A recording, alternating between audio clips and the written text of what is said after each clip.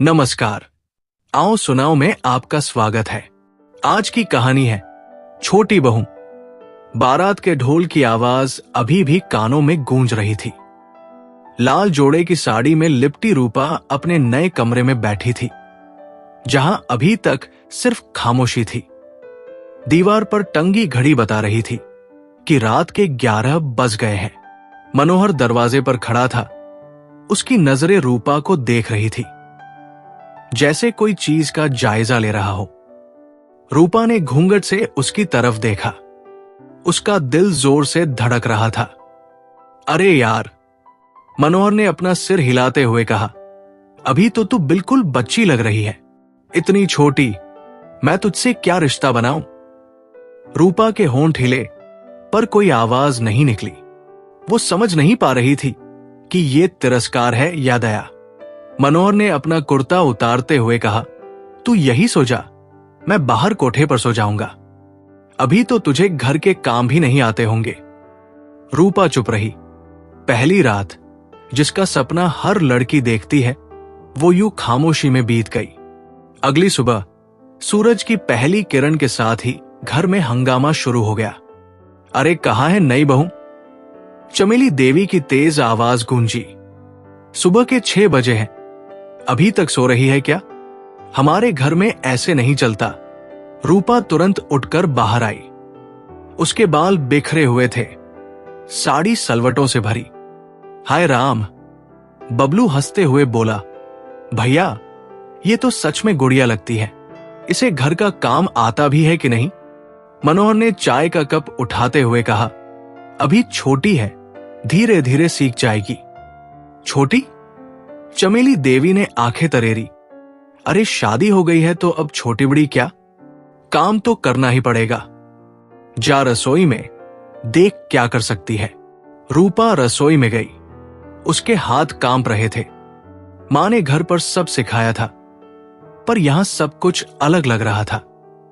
चूल्हा जलाने में 2 बार असफल होने के बाद आखिरकार आग जली। अरे पगली, चमेली देवी चिल्लाई, इतना धुआं क्यों हो रहा है? तुझे तो कुछ भी नहीं आता। रूपा की आंखों में आंसू आ गए, पर उसने पोंछ लिए। दोपहर में जब मनोहर खेत से वापस आया तो रूपा ने खाना परोसा। उसने बड़ी मेहनत से रोटी बनाई थी, पर वो फूली नहीं थी। ये क्या है? मनोहर ने रोटी को देखकर कहा, पत्थर जैसी सख्त है। खाऊं कैसे? भैया, बबलू हंसा, इसे पहले खाना बनाना सिखाना पड़ेगा। फिलहाल तो ये सिर्फ घर की सफाई कर सकती है। हां, वो भी ठीक से। रूपा खड़ी रही, कुछ नहीं बोली, पर अंदर से कुछ टूट रहा था। शाम को जब घर में सब सो गए, रूपा अकेले कमरे में बैठी थी। उसके हाथ में शादी की तस्वीर थी, जिसमें वो मनोहर के साथ खड़ी थी। तस्वीर में वो खुश लग रही थी, उम्मीदों से भरी। क्या सच में मैं किसी की बीवी हूं? उसने खुद से कहा, या बस ले जाई गई हूं एक नई जगह?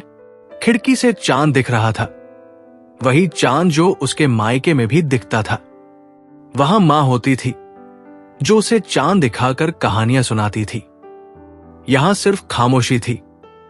तभी दरवाजे की आवाज हुई। मनोहर अंदर आया। सो नहीं रही? उसने पूछा।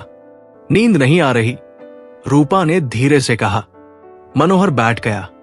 देख, मैं तुझसे साफ कह देता हूं, मुझे एक समझदार औरत चाहिए थी, जो घर संभाले, खेत के काम में हाथ बंटाए। तू अभी बहुत छोटी है इन सब चीजों के लिए। तो फिर शादी क्यों की मुझसे? रूपा ने पहली बार साहस करके पूछा। घर वालों का दबाव था। तेरे पिता ने कहा था कि तू सब काम जानती है, पर लगता है।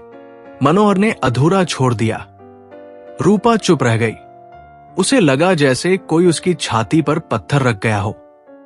अगले कुछ दिन यूं ही बीते। रूपा हर काम में गलती करती और सबके ताने सुनती। गांव की औरतें भी आकर उसे देखती। अरे वाह, एक औरत ने कहा, कितनी छोटी है ये, इसकी उम्र क्या होगी? 18 साल, चमेली देवी ने जवाब दिया, पर लगती है 14-15 की। हाय राम, इतनी छोटी उम्र में क्या बीवी बनी है, बस दिखावा है।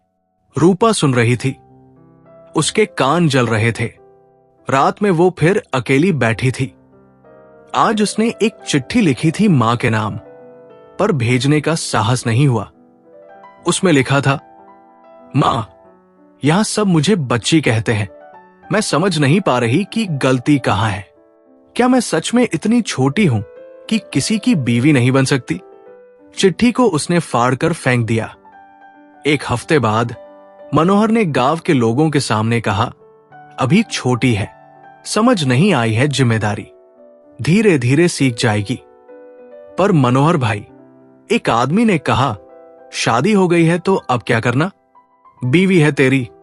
बीवी तो तब कहलाती है जब घर संभाले। फिलहाल तो ये सिर्फ नाम की है। रूपा दूर खड़ी ये सब सुन रही थी। उसके होंठ कांप रहे थे। उस रात रूपा ने आईने में अपना चेहरा देखा। क्या मैं सच में इतनी छोटी लगती हूं? उसने खुद से पूछा। या फिर मनोहर को कोई और चाहिए था? जवाब किसी के पास नहीं था। बस खामोशी थी और दूर से आती रात की आवाजें। रूपा ने अपनी शादी की चूड़ियां देखी। लाल रंग अब भी चमक रहा था, पर उसे लगा जैसे ये किसी और की है। मैं कब बीवी बनूंगी? उसने चांद से पूछा। या फिर हमेशा यूं ही छोटी बीवी कहलाती रहूंगी? चांद चुप रहा, रूपा भी चुप हो गई। रात गहरी होती गई और उसके साथ साथ उसका दर्द भी। 3 महीने बीत गए थे। रूपा अब घर के सारे काम करती थी, पर कोई खुश नहीं था। हर दिन कोई न कोई शिकायत मिलती। अरे पगली जैसी दिखती है। चमेली देवी ने आज फिर कहा, तुझसे क्या घर संभलेगा? देख इस सब्जी को, नमक कम है, खाना बनाना भी नहीं आता ठीक से। रूपा चुप रही। अब वो जवाब देना छोड़ चुकी थी। सुबह 4 बजे उठना, रात 10 बजे तक काम करना, ये उसकी नई दिनचर्या थी। मनोहर आजकल देर से घर आता था। कभी कहता खेत में काम ज्यादा है, कभी कहता गांव में कोई काम था। पर रूपा को पता था कि वो सिर्फ घर आने से बच रहा है। भैया आजकल बहुत परेशान रहते हैं। बबलू ने एक दिन ताना मारते हुए कहा। पता नहीं क्यों, घर में कोई समस्या तो नहीं? रूपा ने सिर्फ उसकी तरफ देखा और चुप रह गई। आज शुक्रवार था। गांव में बाजार लगता था। रूपा पहली बार मनोहर के साथ बाजार गई थी। वो उम्मीद कर रही थी कि शायद बाहर निकलने से मनोहर का मूड ठीक हो जाए। ये क्या पहना है तूने? मनोहर ने रास्ते में कहा। इतनी चटक साड़ी, लोग क्या कहेंगे? रूपा ने अपनी हल्की गुलाबी साड़ी को देखा। ये तो मां ने दी थी शादी में। उसने धीरे से कहा, अब तू ब्याही औरत है, ऐसे कपड़े नहीं पहनते। समझ नहीं है तुझे कुछ। बाजार में लोगों ने उन्हें देखा। कुछ महिलाएं आपस में फुसफुसाने लगी। अरे देखो, मनोहर की नई बीवी। एक ने कहा, कितनी छोटी लगती है, बिल्कुल उसकी बेटी जैसी। हारे, क्या जरूरत थी इतनी छोटी से शादी करने की? अब परेशानी हो रही होगी। मनोहर के कान में भी ये बातें पड़ी। उसका चेहरा सख्त हो गया। चल जल्दी सामान ले लेते हैं, उसने रूपा से कहा। रूपा को लगा जैसे सबके सामने वो एक मजाक बन गई है। घर वापस आकर मनोहर ने रूपा से कहा, देख, मुझे लगता है तुझे कुछ दिन मायके जाना चाहिए। रूपा का दिल जोर से धड़का। क्यों? मैंने कोई गलती की है? गलती की बात नहीं है, बस मुझे लगता है तू अभी भी बच्ची है। थोड़ा और वक्त चाहिए तुझे समझदार बनने के लिए। कितना वक्त? रूपा ने पूछा। मनोहर ने कोई जवाब नहीं दिया। उस रात रूपा छत पर अकेली बैठी थी। उसके हाथ में अपनी शादी की तस्वीरें थी। हर तस्वीर में वो खुश लग रही थी, जैसे उसे पता था कि उसकी जिंदगी बदलने वाली है। क्या सच में मैं उसी की हूं? उसने तस्वीर को देखते हुए सोचा, या फिर ये सब सिर्फ दिखावा था? तभी मनोहर छत पर आया। क्या कर रही है? उसने पूछा। बस यूं ही, रूपा ने तस्वीरें छुपाते हुए कहा। मनोहर बैठ गया। देख रूपा, मैं तुझसे साफ बात करना चाहता हूं। रूपा ने उसकी तरफ देखा। मुझे एक समझदार औरत चाहिए थी जो मेरी जिंदगी को समझे। तू अभी भी बच्ची जैसी सोचती है, हर छोटी बात पर परेशान हो जाती है। तो क्या करूं मैं? रूपा ने पहली बार अपनी आवाज में दर्द भरकर पूछा। समझदार बन, औरत बन। अभी तू सिर्फ एक लड़की है जो शादी कर दी गई है। रूपा के होंठ कांप रहे थे। मैं समझदार कब बनूंगी? जब तू मुझे बीवी मानेगा या जब कोई और मुझे ले जाएगा? मनोहर उठकर चला गया। रूपा अकेली रह गई। अगले दिन सुबह चमेली देवी ने रूपा से कहा, तू आज से अपने कमरे की सफाई खुद करेगी। मुझे पता चला है कि तू रात को रोती रहती है, इससे घर में नकारात्मकता आती है। मैं रोती नहीं हूं, रूपा ने कहा। झूठ मत बोल, दीवारों के पास कान होते हैं, तेरे रोने की आवाज सुनाई देती है। रूपा को लगा जैसे उसकी आखिरी निजता भी छीन ली गई हो। दोपहर में बबलू घर आया। उसके साथ उसके दोस्त भी थे। भाभी, चाय बनाओ, उसने कहा। रूपा चाय बनाने गई। अरे यार, बबलू के दोस्त ने कहा, तेरी भाभी तो बिल्कुल छोटी लगती है। सच में तेरे भाई की बीवी है? हाँ यार, पर अभी तक बीवी जैसा कुछ नहीं है, बस नाम का है। रूपा रसोई में खड़ी ये सब सुन रही थी। उसके हाथ से चाय का कप गिर गया। अरे क्या कर रही है? चमेली देवी चिल्लाई, कप तोड़ दिया। कुछ भी ठीक से नहीं कर सकती। रूपा चुप रही। उसे लगा जैसे वो हर जगह सिर्फ गलतियां ही कर रही है। शाम को मनोहर देर से आया। वो थका हुआ लग रहा था और उसकी सांस में शराब की गंध थी। खाना तैयार है? उसने पूछा। हां, रूपा ने कहा। खाना खाते वक्त मनोहर ने कहा, गांव के लोग बहुत बातें करते हैं हमारे बारे में। क्या बातें? रूपा ने धीरे से पूछा। यही कि मैंने गलत फैसला लिया है, इतनी छोटी उम्र की लड़की से शादी करके। रूपा का खाना गले में अटक गया। और तू भी कोई कोशिश नहीं कर रही बड़ी बनने की, हमेशा डरी समी रहती है। मैं कोशिश कर रही हूं, रूपा ने कहा। कोशिश दिख नहीं रही। देख, मैं तुझे कल मायके छोड़ने जाऊंगा। कुछ दिन वहां रह, मां बाप से सीख कि बीवी कैसे बनते हैं। रूपा ने अपनी थाली धकेल दी। मैं वहां जाकर क्या कहूंगी? कि मेरा पति मुझे बीवी नहीं मानता? जो सच है वो कह देना। मनोहर उठकर चला गया। रूपा अकेली बैठी रही। खाना ठंडा हो गया था, पर उसे भूख नहीं लगी। रात में रूपा ने अपनी अलमारी खोली। उसमें शादी के कपड़े रखे थे, लाल साड़ी, सोने के गहने, सब कुछ वैसे ही पड़े थे जैसे शादी के दिन रखे थे। उसने लाल साड़ी निकाली और आईने के सामने खड़ी हो गई। क्या मैं सच में इतनी छोटी लगती हूं? उसने खुद से पूछा। आईने में दिख रहा था एक पतली, कमजोर लड़की। उसकी आंखों में वो चमक नहीं थी जो शादी के वक्त थी। चेहरा बुझा हुआ था। शादी के बाद लड़की सुंदर नहीं लगती तो क्या वो बीवी रह जाती है? उसने आईने में अपने प्रतिबिंब से पूछा। कोई जवाब नहीं मिला। तभी उसे मनोहर की आवाज सुनाई दी। वो फोन पर किसी से बात कर रहा था। यार, मैंने गलती की है, इतनी छोटी लड़की से शादी करके। न तो घर ठीक से संभालती है, नहीं समझती है कुछ, बस रोती रहती है। रूपा दरवाजे के पास चुप खड़ी सुन रही थी। हाँ यार, अब सोच रहा हूं कि मायके भेज दूं कुछ दिन के लिए।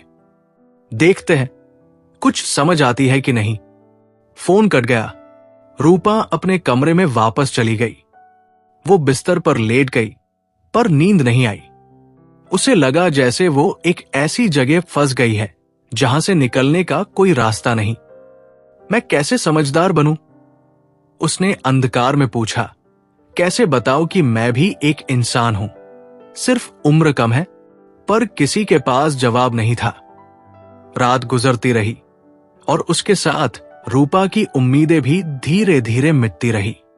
अगली सुबह मनोहर ने कहा, तैयार हो जा, मायके चलना है। रूपा ने कुछ नहीं कहा। उसने अपना छोटा सा बैग पैक किया। शादी के कपड़े वही छोड़ दिए। जाते वक्त चमेली देवी ने कहा, वहां जाकर अपनी मां से सीखना कि घर कैसे चलाते हैं। यहां वापस तभी आना जब सच में औरत बन जाए। रूपा ने सिर हिलाया।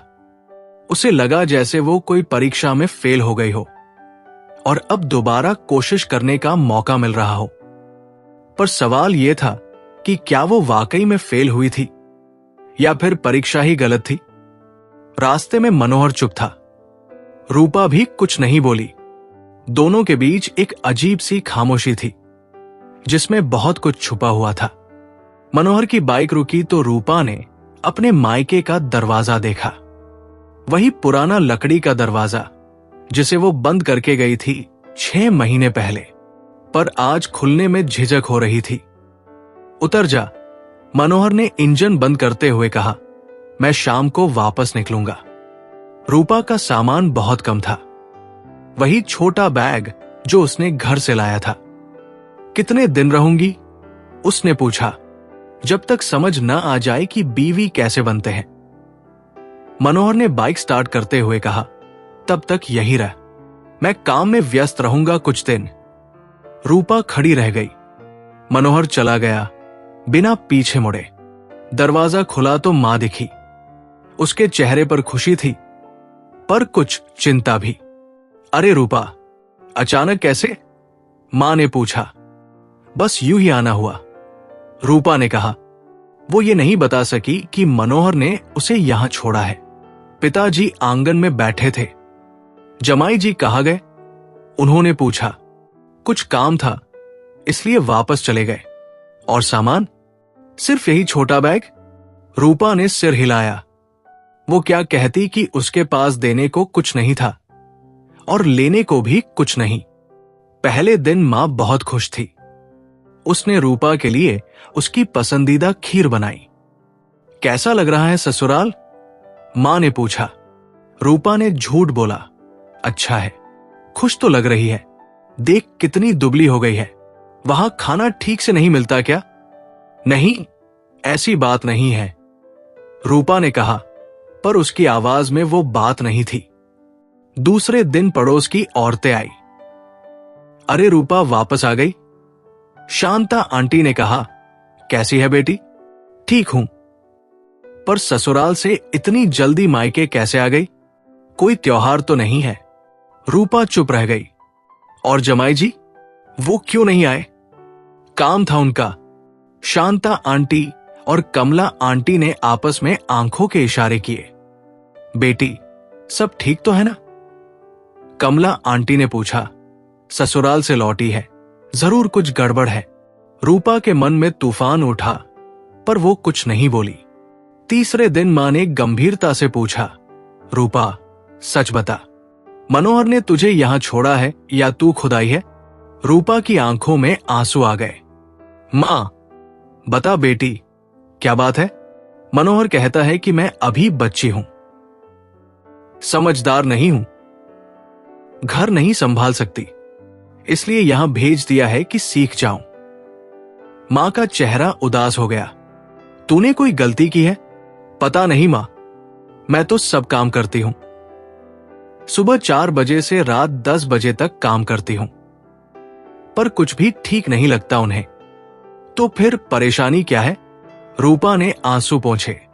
वो कहते हैं कि मैं छोटी लगती हूं, औरत नहीं लगती, बीवी जैसा व्यवहार नहीं करती। मां चुप रह गई। उसे समझ आ गया था कि बात क्या है। 1 हफ्ता बीत गया। मनोहर का कोई फोन नहीं आया, कोई खबर नहीं भेजी। पिताजी परेशान हो गए। कम से कम फोन तो कर सकता था कि बेटी कैसी है, शायद काम में व्यस्त होगा, मां ने कहा, पर उसकी आवाज में भी चिंता थी। रूपा रोज शाम को छत पर जाकर उसी दिशा को देखती जिधर उसका ससुराल था, पर कुछ नजर नहीं आता था। मां, क्या मैं वाकई में छोटी लगती हूं? उसने एक दिन पूछा। तू 18 साल की है बेटी, पूरी औरत है, तो फिर मनोहर क्यों कहते हैं? मां के पास जवाब नहीं था। दूसरे हफ्ते गांव में अफवाहें फैलने लगी। सुना है रूपा के ससुराल में कोई समस्या है। हां, इसीलिए तो मायके भेज दिया है। पति पत्नी में कुछ न कुछ तो गड़बड़ है। रूपा को यह सब सुनाई देता था। वो घर से कम निकलने लगी। एक दिन शांता आंटी ने कहा, रूपा, तू कब वापस जाएगी? पता नहीं। अरे, इतने दिन हो गए, पति को तेरी याद नहीं आती? रूपा का गला सूख गया। शायद आती हो। तो फिर फोन क्यों नहीं करते? रूपा के पास कोई जवाब नहीं था। तीसरे हफ्ते मां-बाप भी परेशान हो गए। रूपा, तुझे वापस जाना चाहिए, पिताजी ने कहा। यहां कितने दिन रहेगी? पर पिताजी, मनोहर ने कहा था कि जब समझदार हो जाऊं तब वापस आऊं। तो तू समझदार नहीं है क्या? रूपा रो पड़ी। पता नहीं, मुझे समझ नहीं आता कि कैसे बनूं। मां ने उसे गले लगाया। बेटी, तू बिल्कुल ठीक है, समस्या कहीं और है। कहाँ है मां? मां चुप रह गई। 1 महीना बीत गया। अब पूरे गांव में बात फैल गई थी कि रूपा के ससुराल में कुछ समस्या है। एक दिन कमला आंटी ने कहा, रूपा, तू यहां बैठकर अपनी जिंदगी बर्बाद कर रही है। जा वापस अपने पति के पास। लेकिन वो नहीं बुलाए तो तू खुद चली जा। पत्नी का हक है घर में रहने का। रूपा ने सोचा, हां, ये सही बात थी। उसने मां से कहा, मैं वापस जाना चाहती हूं। ठीक है बेटी, तेरे पिता तुझे छोड़ आएंगे। वापस जाने से एक रात पहले रूपा छत पर बैठी थी। उसे आईने में अपना चेहरा देखा था।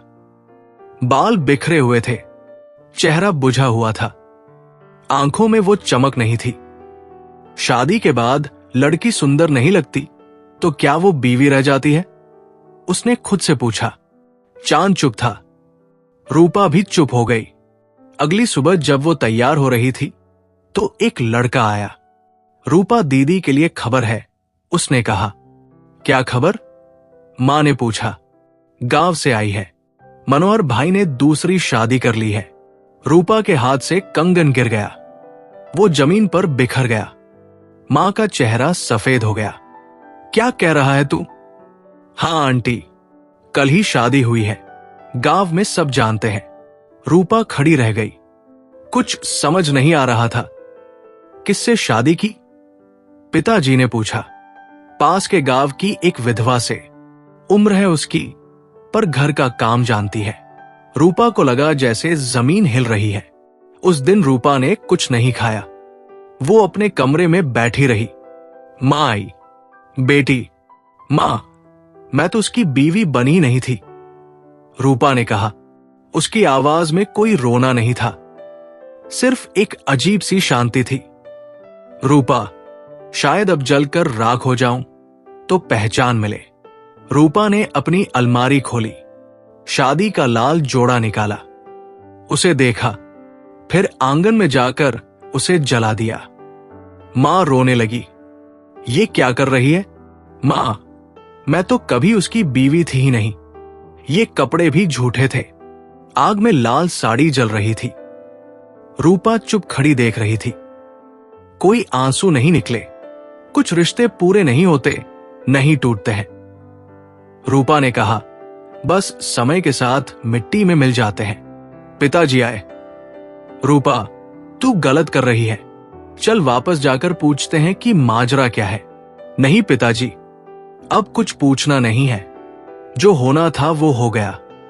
लेकिन तेरा हक, मेरा कोई हक नहीं था।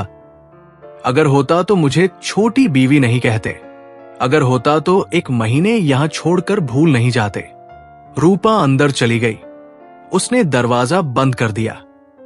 रात को रूपा ने खिड़की से चांद को देखा, वही चांद जो उसके ससुराल में भी दिखता था। मैं अब भी वही छोटी बीवी हूं, उसने चांद से कहा, जो कभी बड़ी नहीं हो पाई। न वहां की हुई, न यहां की रह गई। चांद चुप रहा। रूपा भी चुप हो गई। कल से एक नई जिंदगी शुरू होगी, पर वो कैसी होगी ये रूपा नहीं जानती थी। बस इतना पता था कि अब वो किसी की बीवी नहीं है, न छोटी न बड़ी, सिर्फ रूपा है, बस रूपा। 20 साल बीत गए थे। रूपा अब 38 साल की थी। मायके में रहकर उसने एक छोटी सी दुकान खोली थी। सिलाई ढाई का काम करती थी। कभी शादी नहीं की। लोगों ने बहुत कहा, पर उसने हमेशा मना कर दिया। मैं एक बार छोटी बीवी बनी थी। वो कहती, अब फिर से कोई रिश्ता नहीं चाहिए। माँ पिता की मृत्यु के बाद वो अकेली रह गई थी, पर उसे अकेलेपन की आदत हो गई थी। दिन में काम, रात को चांद से बातें, यही उसकी जिंदगी थी। आज सुबह शांता आंटी आई थी। उसका चेहरा परेशान था। रूपा, तुझे पता है मनोहर की क्या हालत है? उसने पूछा। रूपा के हाथ रुक गए। वो कपड़े पर कढ़ाई कर रही थी। क्या हुआ? उसने धीरे से पूछा। अस्पताल में भर्ती है, बहुत बीमार है। उसकी दूसरी बीवी भी उसे छोड़कर चली गई है 2 साल पहले। अब बिल्कुल अकेला है। रूपा ने कुछ नहीं कहा। डॉक्टर कह रहे हैं कि ज्यादा दिन नहीं है। कोई देखने वाला भी नहीं है। रूपा का मन अजीब हो गया। तो तू चाहे तो आखिरी बार देख आ सकती है। क्यों देखूं? रूपा ने कहा। जिसने मुझे जिंदगी भर छोटी बीवी कहा, उसे देखने की क्या जरूरत? शांता आंटी चली गई, पर रूपा का मन बेचैन हो गया। 2 दिन बाद फिर कोई आया। इस बार बबलू था। वो भी अब बूढ़ा हो गया था। भाभी, उसने कहा। आवाज में वो पुराना मजाक नहीं था। रूपा ने उसकी तरफ देखा। क्या चाहिए? भैया बहुत बीमार है। आखिरी वक्त है। आपको याद कर रहे हैं। मुझे? रूपा हैरान हुई। हां, बार बार आपका नाम लेते हैं। कहते हैं कि रूपा से माफी मांगनी है। रूपा चुप रह गई। भाभी, मैं जानता हूं हमने आपके साथ गलत किया है, पर वो मरने से पहले आपको देखना चाहते हैं। मैं किसी की भाभी नहीं हूं। रूपा ने कहा। मैं सिर्फ रूपा हूं। बबलू की आंखों में आंसू आ गए। भाभी, प्लीज, आखिरी बार। रूपा ने कुछ देर सोचा, फिर कहा, ठीक है, पर मैं वहां रिश्ता निभाने नहीं जा रही। सिर्फ एक इंसान को देखने जा रही हूं। अस्पताल में मनोहर बिस्तर पर पड़ा था। वो बहुत कमजोर हो गया था। बाल सफेद हो गए थे। चेहरा झुर्रियों से भरा था। रूपा दरवाजे पर खड़ी हुई। उसे देखकर भी वो वही लगा जो 20 साल पहले था। बस अब वो छोटी नहीं लग रहा था, बूढ़ा लग रहा था। मनोहर ने आंखें खोली। रूपा को देखकर उसकी आंखों में आंसू आ गए। रूपा, उसकी आवाज बहुत कमजोर थी। रूपा चुप खड़ी रही, न आगे बढ़ी न पीछे हटी। तू आ गई, मनोहर ने कहा। हां, पास आ। रूपा धीरे धीरे पास गई, पर दूरी बनाए रखी। रूपा, मैंने तेरे साथ बहुत गलत किया है। मनोहर की आवाज में दर्द था। रूपा ने कुछ नहीं कहा। मैंने तुझे कभी समझा ही नहीं। हमेशा छोटी कहा, पर सच यह है कि छोटा मैं था। समझ में छोटा। रूपा के चेहरे पर कोई भाव नहीं था। तू एक अच्छी औरत थी। मैं तुझे पहचान नहीं पाया। अब क्या फायदा? रूपा ने पहली बार मुंह खोला। मुझे पता है कोई फायदा नहीं, पर मैं माफी मांगना चाहता था। रूपा चुप रही। रूपा, तूने कभी शादी नहीं की? मनोहर ने पूछा। नहीं। क्यों? एक बार छोटी बीवी बनी थी, काफी था। मनोहर रो पड़ा। मैंने तेरी पूरी जिंदगी बर्बाद कर दी। जिंदगी बर्बाद नहीं हुई, बस अधूरी रह गई। तू खुश है? रूपा ने सोचा। खुशी गम से ऊपर उठ गई हूं। अब न कुछ चाहिए न कुछ से शिकायत है। मनोहर ने अपना हाथ आगे बढ़ाया। एक बार हाथ पकड़ोगी? रूपा ने देखा। वो हाथ कांप रहा था। बूढ़ा हो गया था। क्यों? उसने पूछा। बस आखिरी बार। रूपा ने धीरे से उसका हाथ पकड़ा। हाथ बहुत ठंडा था। तू अब भी वैसी ही लगती है, मनोहर ने कहा। मैं अब 38 साल की हूं, पर अब भी मेरी छोटी बीवी जैसी लगती है। रूपा ने हाथ छुड़ाया। मैं कभी तुम्हारी बीवी नहीं थी, न छोटी न बड़ी, तो फिर क्या थी? एक गलतफहमी थी बस। मनोहर की सांस तेज हो रही थी।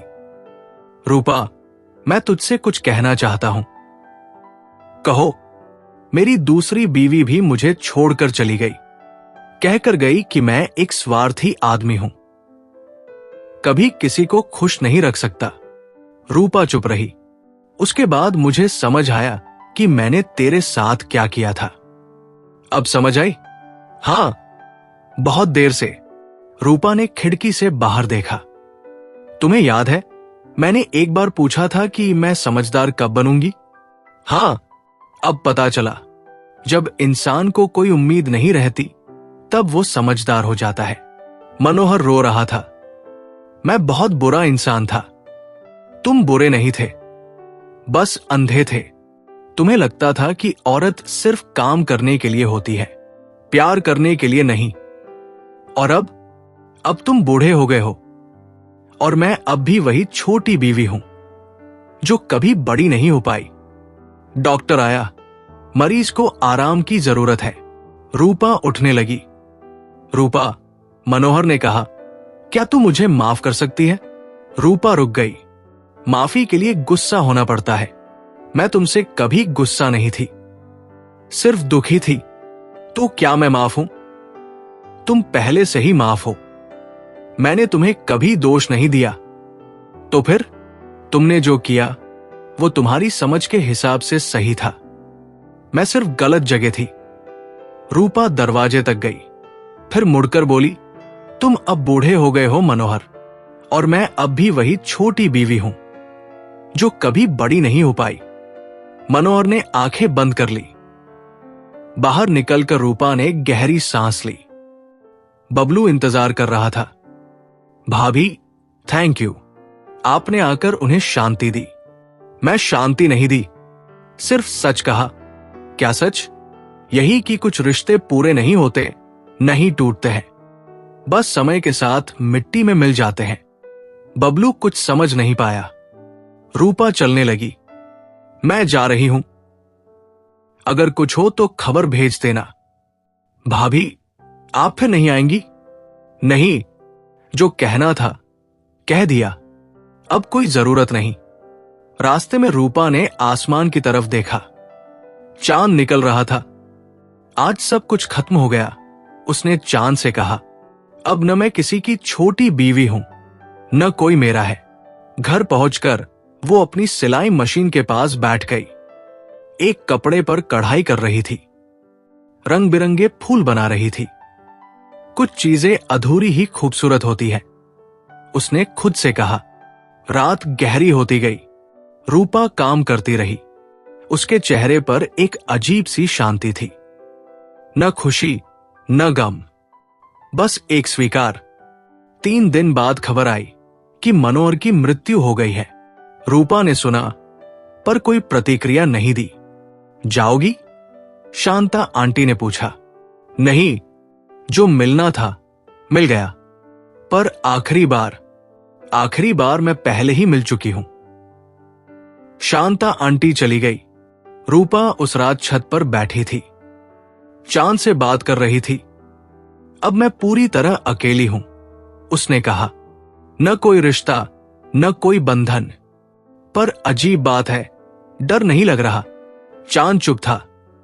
शायद जिंदगी का मतलब ही यही है, न पूरी मिले न बिल्कुल छूटे, बस यादों में रहे। रूपा ने अपनी आंखें बंद कर ली।